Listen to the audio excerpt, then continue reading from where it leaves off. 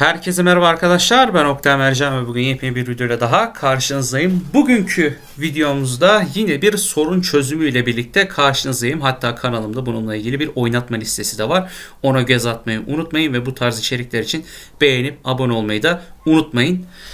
Şimdi gelelim konumuza arkadaşlar. Bugün konumuz FPGA kart olacak.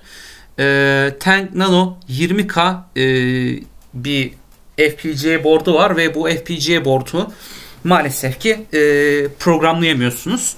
Bunun sebebi arkadaşlar farklı şey olması. Şu anda ekranda da göreceğiniz üzere COM portu var ama iki tane USB serial AB olarak iki farklı şey var. Ama programda bu iki farklı şey AB olarak göstermiyor. Aynı isimde gözüküyor. Bundan dolayı bir karmaşıklık çıkıyor. Hatta şöyle kontrol ettiğimiz zaman sistemde AB olarak göreceğiniz gibi iki farklı şey çıkıyor. Şimdi uygulamaya geldiğimiz zaman işte buradan Bitstream dosyamızı seçtik. Yani içine yükleyeceğimiz programı diyeyim. Onu seçtik. Bu Bitstream dosyasını seçtikten sonra göreceğiniz gibi burada Cable Open Failed, işte Cable failed to open via location gibi çeşitli, burada yanlış yazmışım ama bu tarz hatalar veriyor. Bunların çözümü arkadaşlar bu video aslında. Sorun da bundan kaynaklanıyor. Bu arada frekans değerini 2.5'ün üstüne çıkartmayın. O zaman da kararsız oluyor. O zaman da hata veriyor. Onu da aklınızda olsun. Böyle ufak bir ek bilgiyi de vereyim. Gördüğünüz gibi şurada güzel bir şekilde flashladım ve hani bunun doğruluğundan emin oldum. Şimdi sorunumuz burada iki farklı demiştim. Göreceğiniz gibi burada A olarak gözüküyor ama şu diğer tarafta da A olarak gözüküyor. Bu A gözükmesinin sebebi, fark edeceğiniz gibi orada bir numara farklı. 223 numarası farklı. Şöyle bir yukarılara bakıyorum da aynen.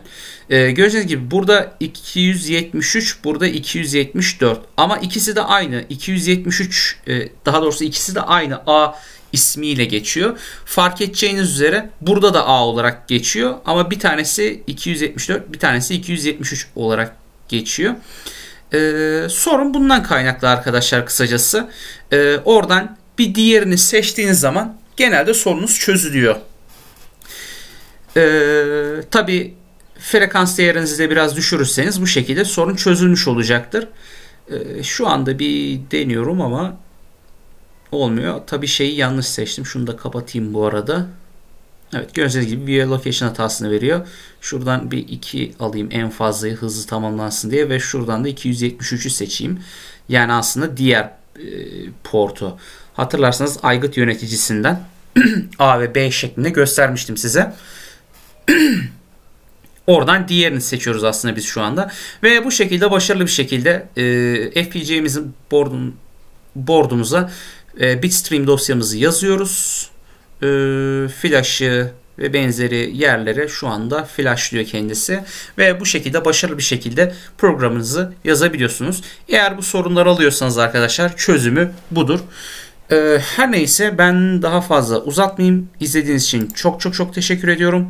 Hoşça kalın. Bu arada beğenip paylaşıp abone olmayı da unutmayın. O yüzden hemen beğenilere basarsanız çok müteşekkir olurum. Hoşça kalın.